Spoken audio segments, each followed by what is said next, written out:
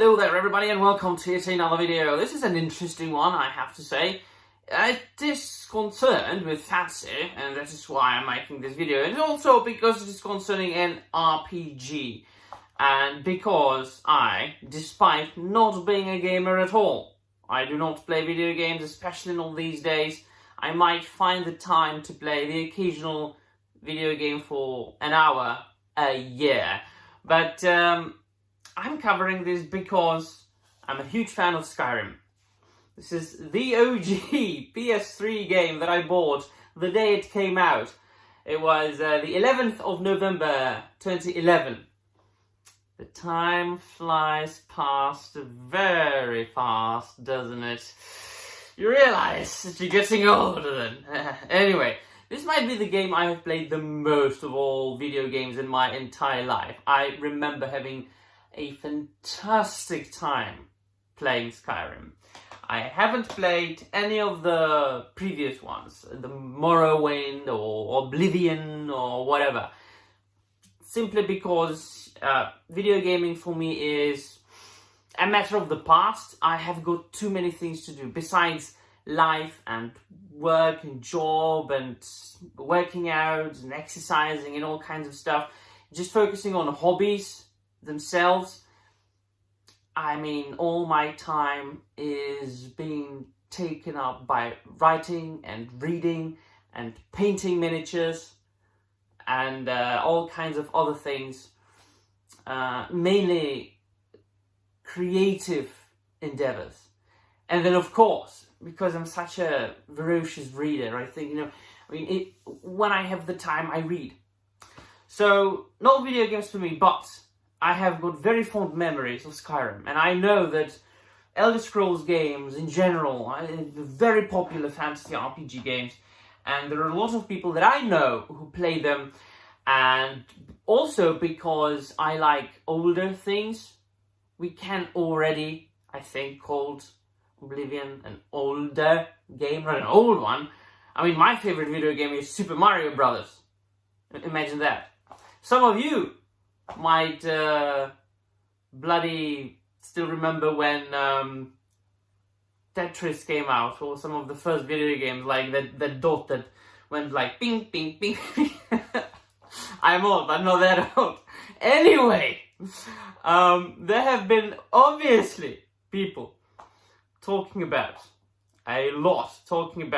the remake, not a remake, the remaster of Oblivion that came out. It was like a surprise drop, wasn't it? A couple of days ago, a week ago, already as of making of this video. Obviously, I think that there have been more people talking about the socio-political changes in the game more than the game itself, and whether it is actually like good to play. And my friend Stig was the first one. My internet friend Stig was the first one who pointed out something that's actually like relevant for what I imagine game players, video game players.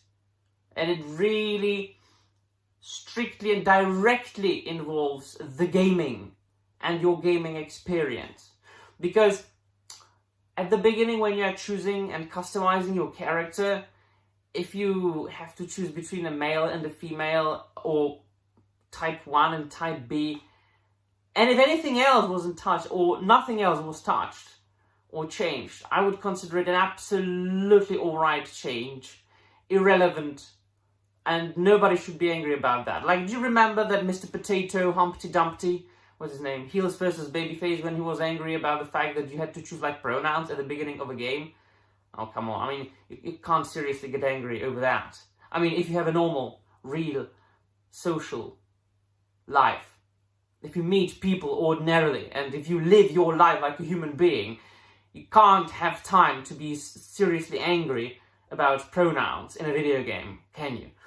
But Stig wrote this, and I thought I would make a video about that, because it's fantasy, and I want to ask you what your experience is.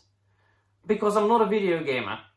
I am very happy, or I'm more than glad, I will be more than glad to get educated. So this is not an opinion of mine. This is not a critique of the game. Absolutely not. This is just something that grasped my attention, something that is interesting to talk about and curious, and I would like to know your intake and input, So please do put your experiences and comments in the comment section down below. I'll just very quickly go through what he wrote and what I wrote. So Steak on the internet, he said, and posted this picture. The Oblivion Remaster forces the player to pick between one out of two half-assed origins for your character. You have to pick one, which means your role-playing options and coming up with a fun backstory for your character is no longer up to you. Role-playing has effectively been, and now he says, reduced to pick between these two options, effectively removing role-playing from a classic role-playing game. After that you basically just pick a skin that supposedly represents your gender, even though nothing on the character sheet mentions gender or gives bonuses for one. Complete retard shit for this, while claiming to be hardcore RPG fans, literally cheering for the complete dumbing down of a classic. Apes will be apes, I suppose. Stig is funny. So, and I wrote to him, this is the first time I hear this particular thing. Most Cretans only talk about male-female options versus type 1 and type 2. It's what I described. You can't tell me something like this really offends someone. What is a problem is what you described. In the old one, you were able to come up with your own origin because I did not know. I haven't played the game. I asked Stig to educate me. And Stig said, in all of the Elder Scrolls games, your character was a blank slate. That I do remember from Skyrim. You could come up with whatever background story for your character you wanted. That is now gone. It is pick one or two for each race. The gender bit is a return to. Each gender has had bonuses and penalties also gone. A male Nord got a different bonus to his stats than what a female Nord got, etc. That got wiped away along with the option to pick gender. So no, that is not a big deal. It's actually a biggie. And I said, I see. This is a little bit similar to what they did to D&D, right? The gradual limitation of your own creative input. Correct. Completely dumbing down a game for the sake of identity politics. It is hilarious to watch all the anti-woke YouTubers cheer for this and support it when they raged on and on for far less than just a month earlier.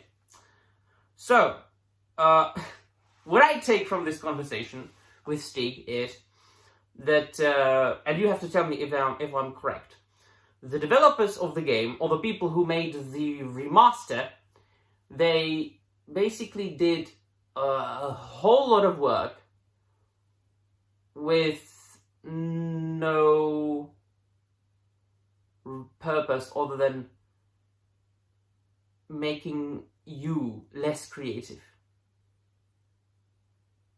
So, a whole lot of work with no improvement towards the game.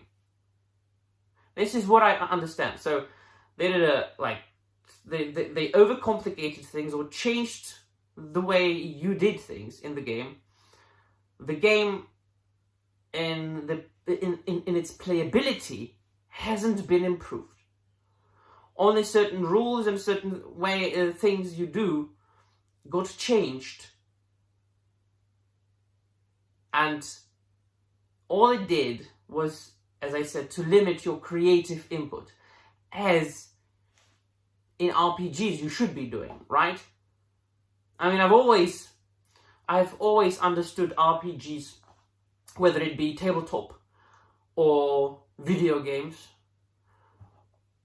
like make your own story. So you have some templates, there's a help, right?